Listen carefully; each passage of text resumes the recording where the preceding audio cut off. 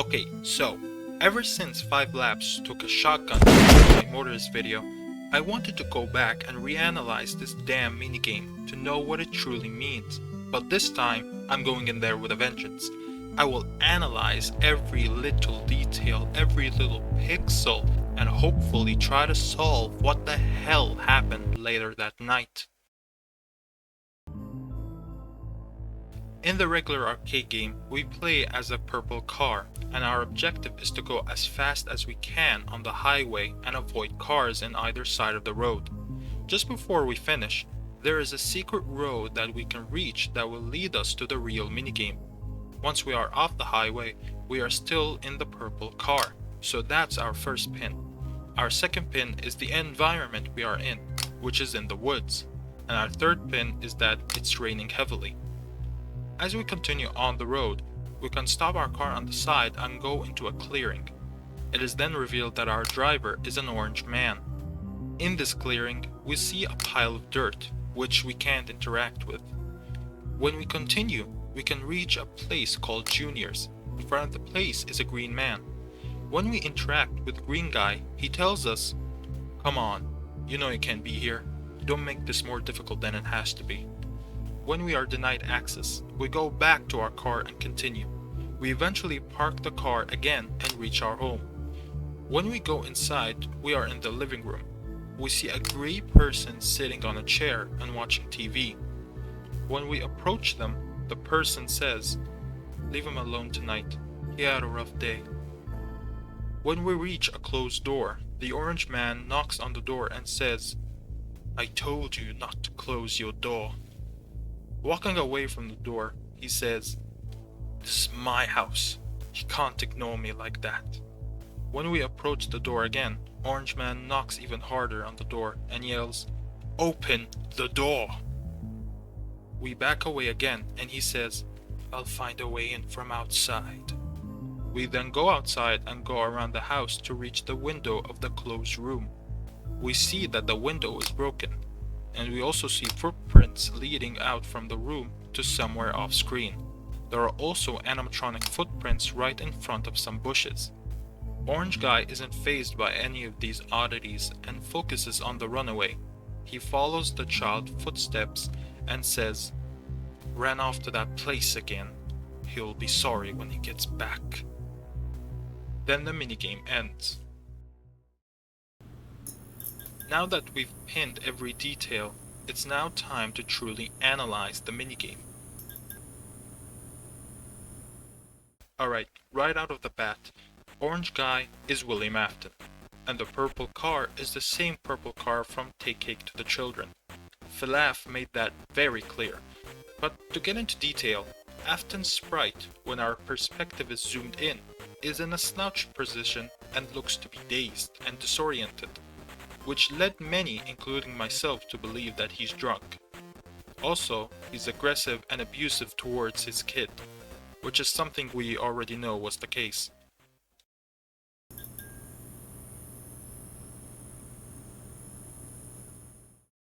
Again, another obvious one. Rain, purple car, coming back in a hurry, later that night. This is obviously after the murder of Charlotte, and Afton is quickly running from the crime scene. But to get into detail, this minigame seems to take place in Fall Fest 83. Why? Well, Charlotte's death in the novels was on October 31st at a Fredbear's Halloween party. So Charlotte dying on Halloween could be the case for the games as well. And if she dies in Halloween, then she would have died in Fall Fest, specifically Fall Fest 83, since we know she died in 1983 because of the novels and Help Wanted 2. And another piece of evidence comes from that Fall Fest poster on the Cupcake Bonanza, where the puppet is shown to be dead and surrounded by crows while the band performs during Fall Fest.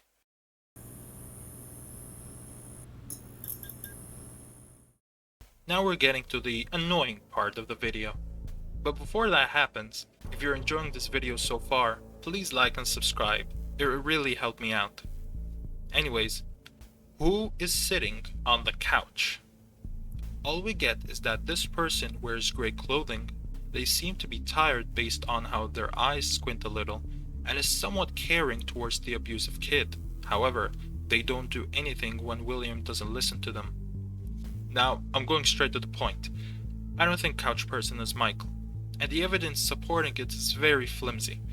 Let's go through the evidence on this being Michael. They wear grey and they speak in grey text, is somewhat caring about crying child, and watches TV like in Sister Location. Now let's go through this one by one.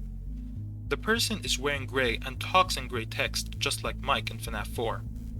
But that doesn't really work, because Mike wears blue shorts in the minigame unlike Couch Person who only wears grey, and Mike wears a completely different colored shirt in Sister Location.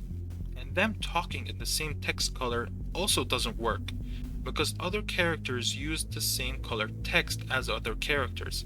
Green guy is green and talks in green text, just like the Freddy bully. He wears green and also talks in green text.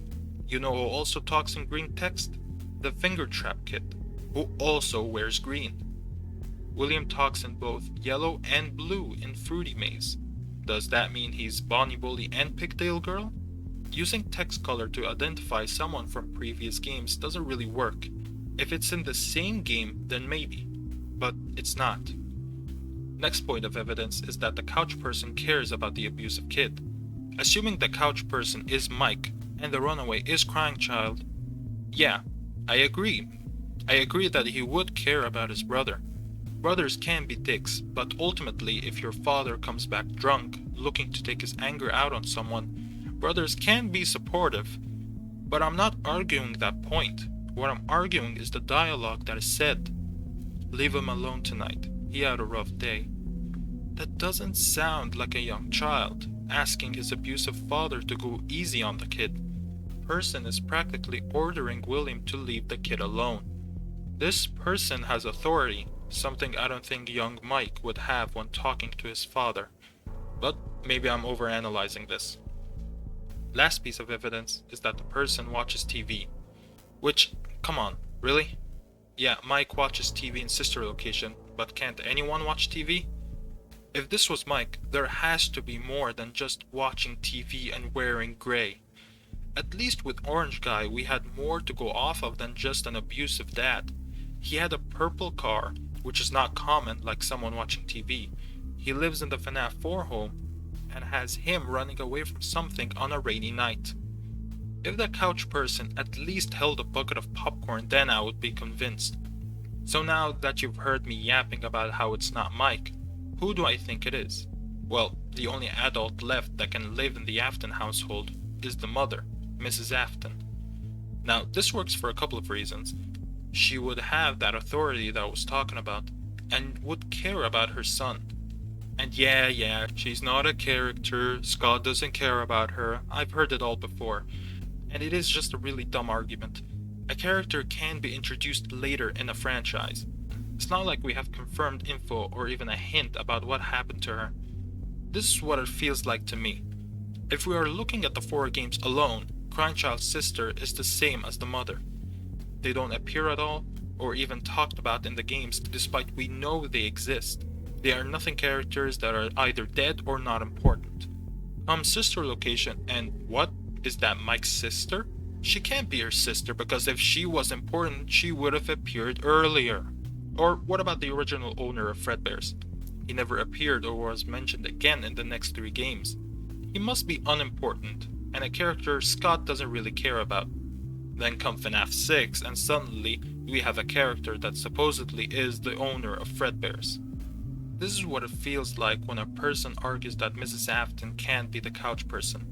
Just because a character is not really important to the whole story doesn't mean they can't appear. Heck, she's important enough to be referenced in Security Breach. So, in the end, it is possible for Mrs. Afton to be the Couch Person, and who I choose to believe is the Couch Person.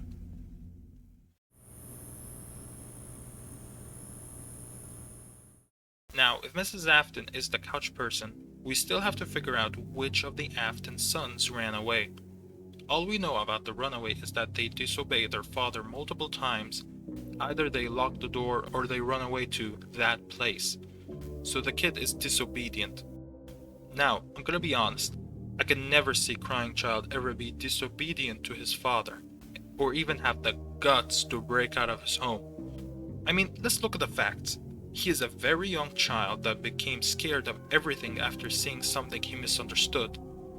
He's forced to have his birthday at Fredbear's despite hating the place, and we never see something in the minigame to indicate that he was once a troublemaker. Kids either make fun of him or just scare him for no reason. If anything, Michael has more connections to the Runaway because Michael is your typical troublemaker, constantly bullies his brother, locking him in rooms, doing stupid pranks. If anything, I would be surprised if he didn't disobey his father. Another connection to the Runaway is that Mike constantly locks Crying Child inside rooms, and we know that the Runaway locks his doors multiple times. I know this seems stupid, but considering people were connecting Mike with Couch Person because they watch TV, I don't think I'm reaching. So in the end, I think Mike is the Runaway.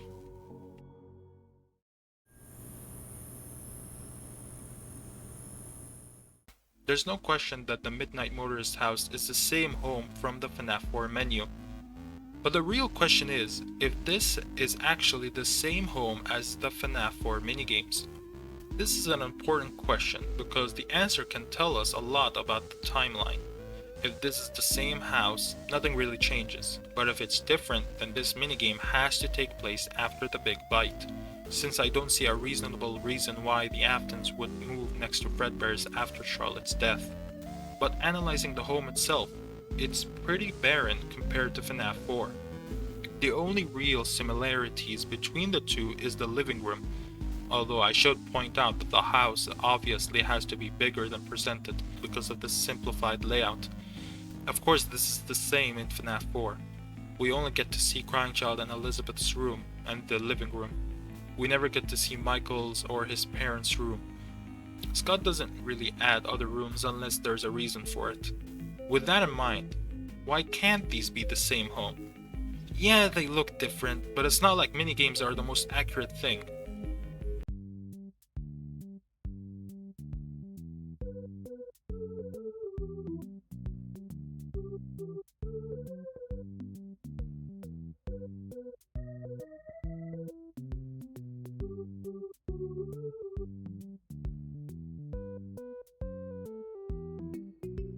So in the end, Michael still lives in his childhood home. So again I ask, why would these be different homes when they serve the same purpose in the story? Some people might disagree with me, and that's fine. I just wanted to talk about this because it relates to my next point.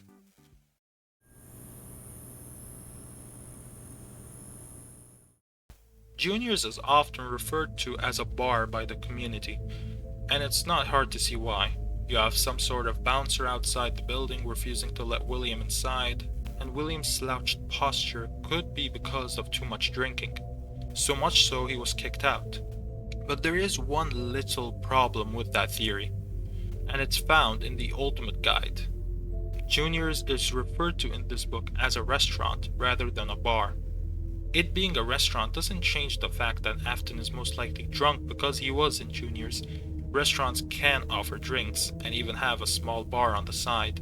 But the fact that it's a restaurant leads me to believe that Juniors was once Fredbear's. It's not uncommon for this franchise to have a Freddy's establishment being turned into another restaurant after it closes.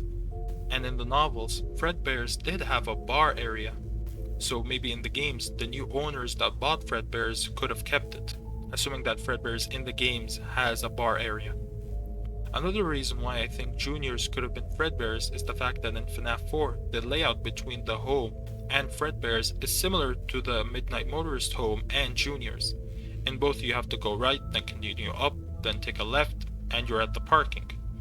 Sure, it's a bit further in Midnight Motorist, but it's too much of a coincidence. Scott probably couldn't be bothered to model a whole town and a forest for us to walk onto in the fourth game anyways.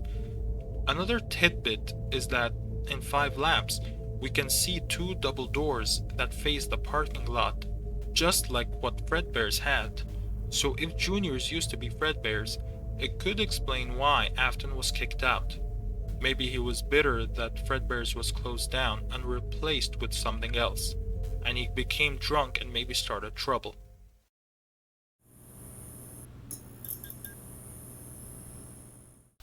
the pile of dirt is located in a clearing close to the road. But what was buried? Well, when I reread the Ultimate Guide, it referred to the mound as a secret grave. So if we assume Mike is the runaway, which would mean that the big bite already happened, then this could be Crying Child's grave. I mean, it would be in character for William to hide his son's death as to not ruin his reputation. Or maybe he wanted his body to be close to be experimented on. Either way, it being a secret grave could explain why Mike keeps breaking out. Maybe his father never told him where his brother was buried, and Mike breaks out to try and find it. But then I thought of a different possibility. The mound could contain the box. Maybe either Michael or William buried the box to be forgotten forever. Maybe the box had the belongings of Crying Child and they got rid of it. To be honest, I can see it going one way or the other.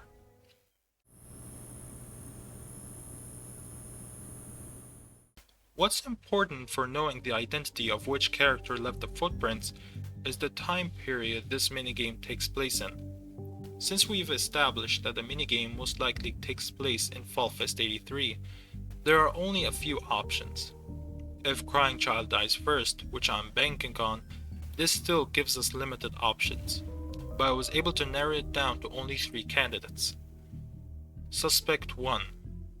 Something I see people barely talk about is in Curse of Fredbear, there's an Easter egg where when the player goes into hard mode, look at the truck behind them, then go back to regular mode, stare at the truck, which has its headlights turned purple, and then look back at the FNaF house, you could see Glitchtrap dancing at the distance, close to the Afton house. This Easter egg has a lot of connections to Midnight Motorist, the purple car, kinda, the Afton home, Fall Fest 83, when Charlotte was killed. So my first suspect is, what if the footprints was Afton wearing the spring Bonnie suit? He was the one that threw a rock into Mike's room to be able to enter the room next time Mike's door was locked. I mean, he wasn't fazed by the footprints or the broken glass in the minigame, which could indicate he knew who made the footprints and who broke the glass. But maybe he didn't notice them. Suspect 2. This again comes from Curse of Fredbear. Did you know that the Glitchtrap Easter egg actually replaced another Easter egg, where instead of Glitchtrap dancing, a giant Fredbear loomed over the hill? You wanna know what's interesting? The Ultimate Guide hints at the importance of Fredbear being next to the FNaF 4 house, more than Spring Bonnie. And this sentence is a part of a paragraph that talks about how fans drew connections to the "I will put you back together" line to the theming around Fredbear, a character that was once dead and then given new life by experiments. The Ultimate Guide telling us something like this is odd, since usually when something is replaced or removed, it would imply that it's something that developers didn't intend. But for some reason, knowing Fredbear was the original Easter egg was important enough to be mentioned in a way that implied that it has some connection to the experiments. This all led me to believe that an animatronic possessed by Crying Child was the one who made those footprints, and William experimented with Crying Child's soul using the same animatronic. The reason I say this is because this whole DLC has ties to the Big Bite and the Nightmare experiments, the latter being inspired by Crying Child's experience. And Fredbear could be seen as a parallel of William's effort of trying to put the Crying Child back together. And we know from the week before that Crying Child is possessing an animatronic, because when Ralph, aka Phone Guy, puts in 1983 on the phone, he hears a recording of the Big Bite. And when Fredbear bites on Crying Child and the phone call ends, Ralph could still hear a kid crying. He turns around and something bites Ralph before he could identify the animatronic. Considering Fredbear has a lot of evidence supporting the fact that at least a part of Crying Child's soul is possessing it, I think it's possible that the animatronic that left the footprints is Fredbear, Crying Child coming back for revenge. However, one small piece of evidence against this suspect is that Crying Child in the logbook says that he can't see. So how would he be able to reach the house? However, this point becomes dull when we consider the fact what he did in the week before, and he was able to reach Ralph's just fine. Suspect 3. For a while I was convinced that Fredbear was the most likely option, but I found something new that made me torn between the two. I wanted to see if we ever had a case in the previous games that an animatronic came to someone's home. And sure enough, there was.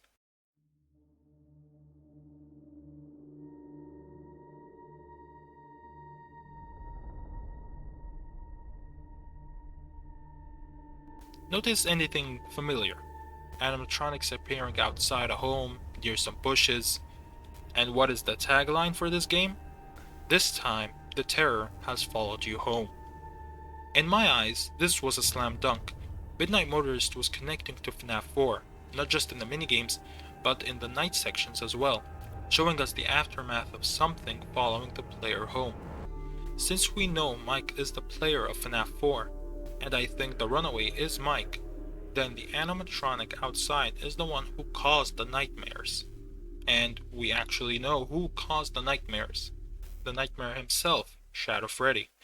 He followed Mike home and plagued him with nightmares, tormenting him like he tormented his brother. So for now, I'm leading towards Shadow Freddy being the most likely option.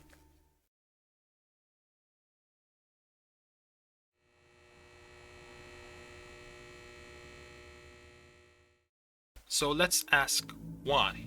Why is Michael constantly breaking out of his home? And what is that place? Some people think that maybe that place is Crying Child's grave. But there is a problem with that, being that why would he constantly go there? And why would he go to such extremes and break out of his house to go there? Maybe William forbade him to go there, but what purpose does that serve? Him constantly breaking out leads me to believe that he is trying to achieve something other than just mourning his brother's death. That led me to a few options. Maybe like the movie, he goes into a Fazbear location because he feels closer to his brother there. I can't explain it, but when I'm here, I feel closer to Garrett. My dreams are more vivid, and it's like I can almost... Change what happened? Maybe he sneaks into that location and sleeps the night there because maybe he could change what happened. Another option, and the one I find most likely, is that Mike is trying to search for something. Something maybe his father wants to keep hidden, or something he can't remember the location of.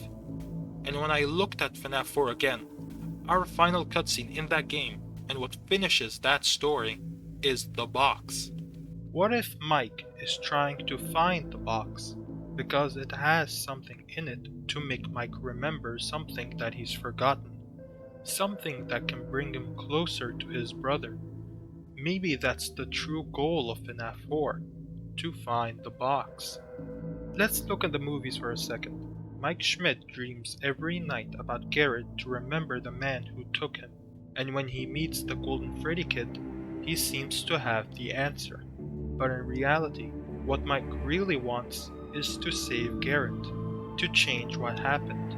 So the Golden Freddy kid offers Mike to dream every night like Garrett was still alive, that he saved him, and in exchange, he wants Abby. Maybe something similar happened in the games. Michael is trying to save his brother, to change what happened, but he had to remember some of his repressed memories. And Shadow Freddy seemed to have the answer. Whenever it arrives to Mike's home, Mike follows it, trying to find where the box is hidden. The box had the key to save his brother, and when Mike finally beats Shadow Freddy's game years later, he finds the box. But just like in the movie, Mike learns to let go and move on. Maybe him not being able to open the box makes him realize that he can't change the past, and constantly reliving it would only bring him more pain and agony, feeding the creature even more. So Mike lets go of his brother and focuses on the future, and to go save his sister. Perhaps some things are best left forgotten forever. So, what do you think? Do you agree with my conclusions? If you did, I would like to hear your opinions down below. And while you're down there, please like, subscribe, all that jazz, and I'll see you on the flip side.